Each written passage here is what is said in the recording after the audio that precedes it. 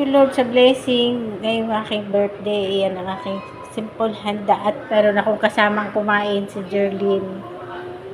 Thank you Lord sa 48 faithfulness at pag-iingat sa aking buhay at sa aking buong pamilya.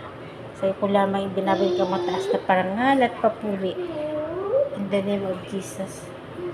Glory, glory to God. Sa kabutihan mo na umabot ako sa 48 years na malakas at nananampalataya sa iyo. Amen at amen. Yan ang aming pagsasaluhan ni Jerlyn mamaya.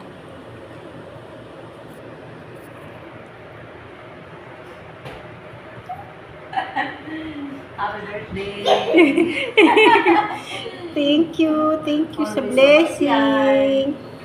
Amen, amen. Meron pa kami